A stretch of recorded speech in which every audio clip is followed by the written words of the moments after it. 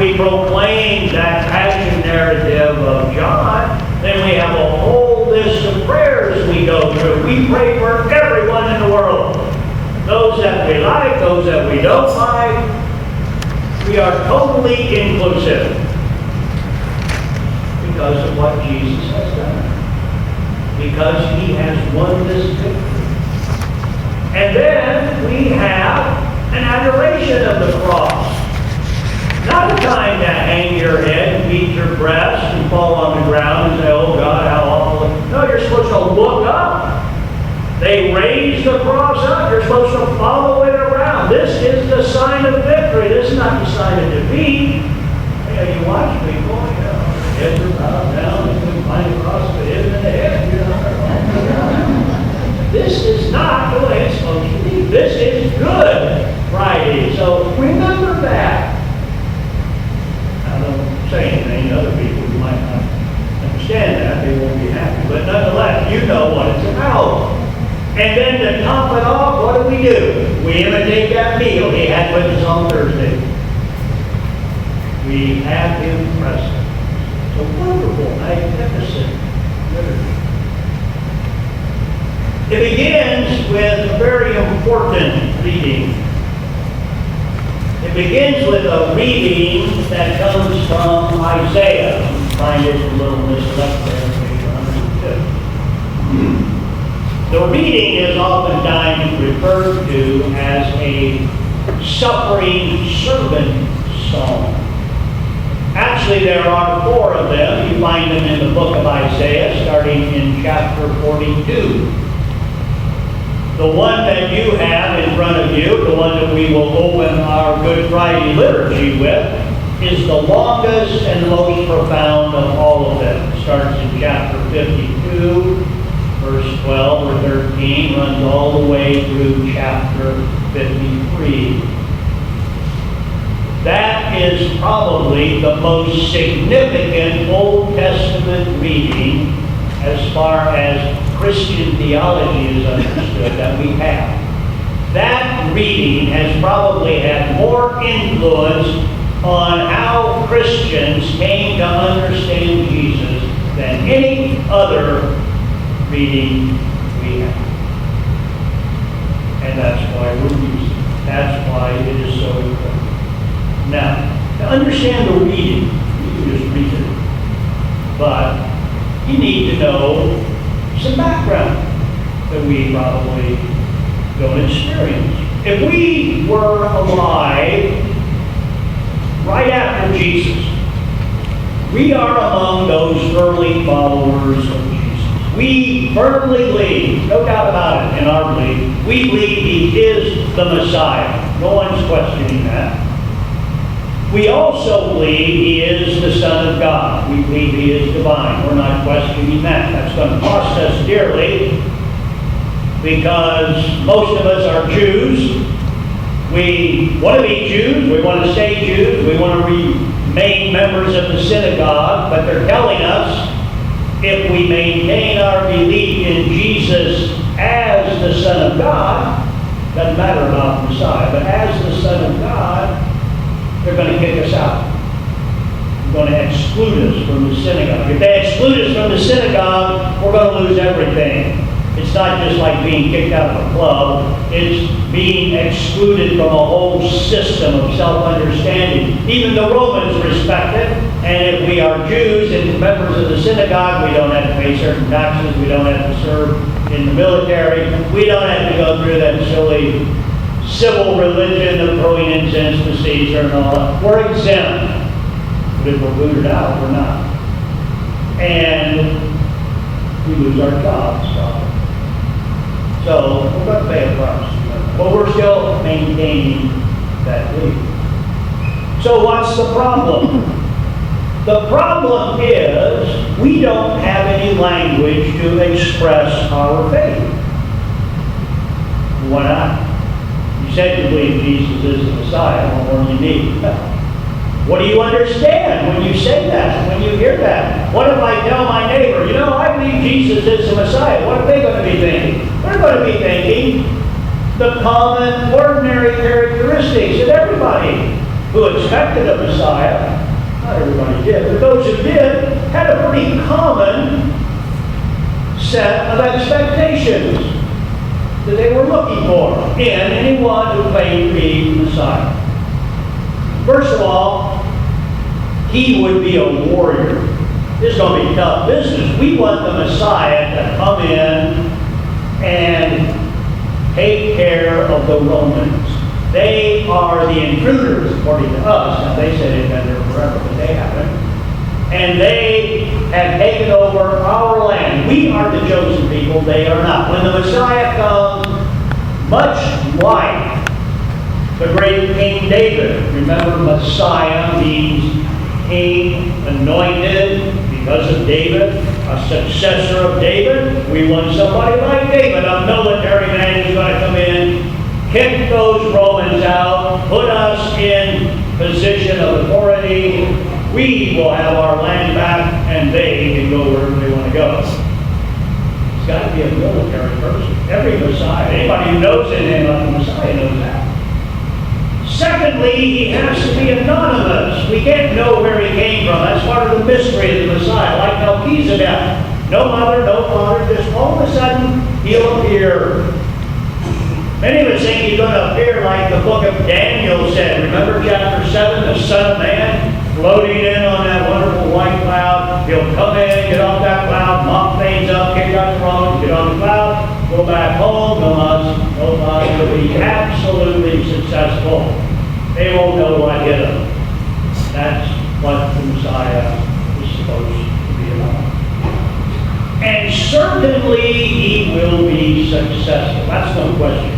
He will be successful. He will do this. They will not be able to put a finger on him. Whatever they try to do will fail. He will be totally successful in his venture as the Messiah. Everybody thought those things. That's what it meant to be Messiah. Well, then what's the problem? The problem is the person we're claiming to be the Messiah. That's the problem. Why is that a problem? Well, he doesn't seem to have much of an interest in being a warrior. He doesn't seem to be interested in doing anything the warriors do. He doesn't get into fights. He doesn't promote any kind of big movement. He doesn't seem to be organized at all. We follow him, but he doesn't seem to have any idea how you organize anybody. He doesn't care. He just sort of walks around, and he didn't get any kind of military movement started. All he did was talk. I mean, he just talked. Now, listen to what he said. It was kind of interesting. Some thought it was strange. But he just talked, and he walked around 65 miles, east and west, maybe 125, north and south. He didn't walk a lot. But he just talked. Is that the Messiah? Somebody who just walks around and talks? I don't think so. Supposed to be a warrior, not him. Supposed to be anonymous. Melchizedek, nobody knows where he came from. Just walk down. We believe Jesus is the Messiah. You know who Jesus is? Well, everybody knows who Jesus is. Nazareth birth. You know his folks? No, everybody. You know, everybody knows Jesus. Everybody knows his family forever. That's hardly anonymous. No mystery to that. Everybody knows it. So, strike to it. And successful? Yeah, he got killed. Got killed. Not only did he get killed, he got killed in execution form for insurrection. He's considered to be a threat to the state. Why? Well, we don't know. He never really did much. Well, he did. Remember in the temple, he got everybody upset, where he did a symbolic action, and people saw that. We don't know exactly what he meant when he did it, but nonetheless. They said he condemned the whole temple system. And that was enough. Really, the Romans thought he could cause a riot. They didn't want that, so they had him killed. Well, I certainly strike free. A dead Messiah isn't in the offering.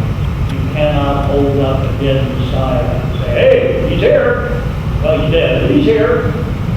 That's how they look at him. It's really strange.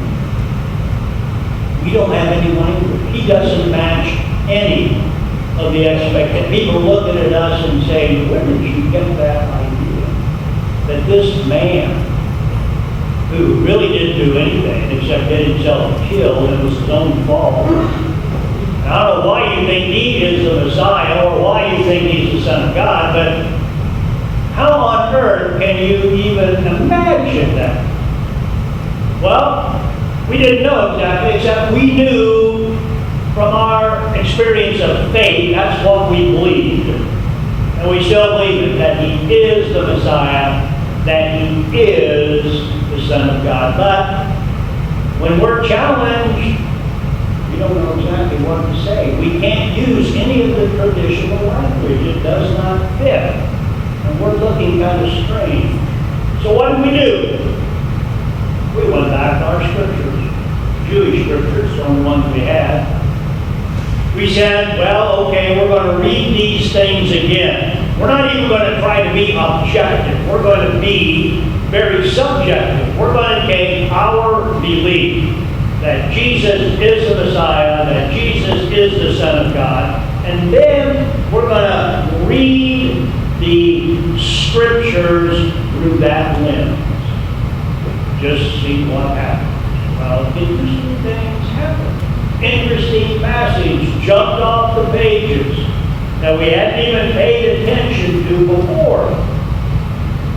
Most especially was this passage. It was a gold mine. We couldn't believe it. We maybe had read it before.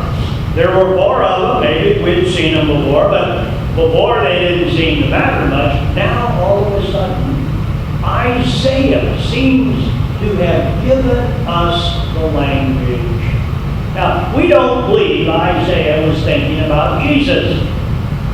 We know Isaiah was probably, when he composed these songs, he was probably thinking about Israel, because Israel had been beat to a pulp over the centuries. And finally, it looked as if the way the Jews were understanding Israel and its history was, this was part of the price that was paid for the sins of the world. Judaism got, in a way, in a position of having to ultimately sacrifice everything so that ultimately maybe the nation could rise up again. Maybe that's who Isaiah is talking about. We're not quite sure. We never had a discussion with it, but most people who study this stuff. But we don't care. When we read these texts with our belief system, just imagine what it sounds like now. We know what we believe. We haven't had a language. Then all of a sudden, here comes this text. See, my servant shall prosper. He shall be raised high and greatly exalted. So automatically we know he's going to be a victor. Unlike victims who are not ultimately victorious, this servant is going to win out. Now remember this whole concept of being a victim, of sacrifice, of violence. The human community is categorized by people who perpetuate violence. We perpetuate violence because we share common desires. We desire others' desire, not the end good. But we desire desire. What do you want? What are you looking for? That's what I want to look for. I don't care if I need it or not. If it's supposed to be something you want, then I want it. What happens when that gets out of hand? Well, then we'll argue, fight, scream, kill one another, and we can do ourselves in until we came across this interesting idea called a scapegoat. We can't just keep on killing ourselves. We'll take all of our collective guilt, we'll dump it on a victim. And we'll sacrifice that victim to the gods, or whoever wants it. And we'll know, even if it's innocent, usually the victim's innocent, but God will accept that, and then we're home. All religions do that. They've been doing that forever.